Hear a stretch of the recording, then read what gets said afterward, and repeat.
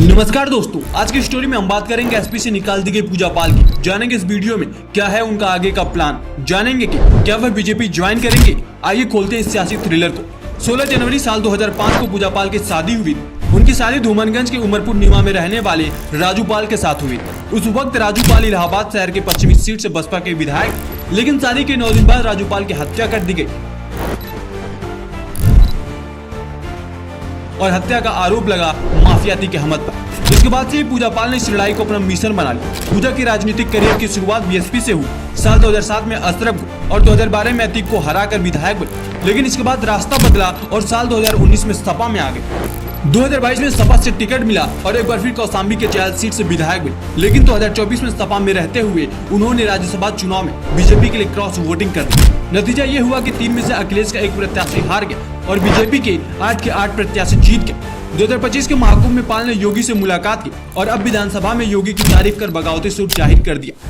नतीजा ये हुआ कि उन्हें एंटी पार्टी कहकर सपा से बाहर निकाल दिया गया। हालांकि राजू पाल के हत्यारे का अंत पत्नी पूजा पाल के लिए जस्टिस है। सदन में जो बात पूजा पाल के सब सुनकर चौंक गए वह है अतीक अहमद को मिट्टी में मिला गया, यानी सीएम योगी ने अपराधियों को मिट्टी में मिला दिया।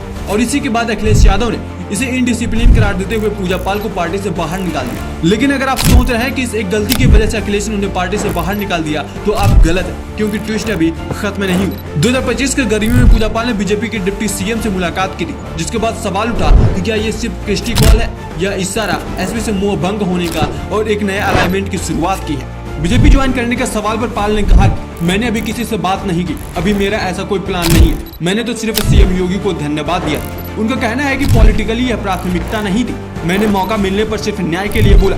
लेकिन अब सवाल कि आखिर आगे का प्लान क्या है। सपा से निकाले जाने के बाद पाल के पास 3 ऑप्शन है ज्वाइन बीजेपी, क्रॉस वोटिंग और बीजेपी नेताओं के साथ मीटिंग। यह दिखाता है कि सिग्नल्स जल्दी या बाद में मिल सकते हैं। ऑप्शन बी, इंडिपेंडेंट बने रहना, इसके लिए विक्टिम वॉइस जस्टिस फर्स्ट के रूप में वह काम कर सकती है। ऑप्शन सी, कोई नई पार्टी या प्लेटफॉर्म बनाना जो उन्हें पीडीए और जस्टिस कम्युनिटी के साथ रिजोनेट करे।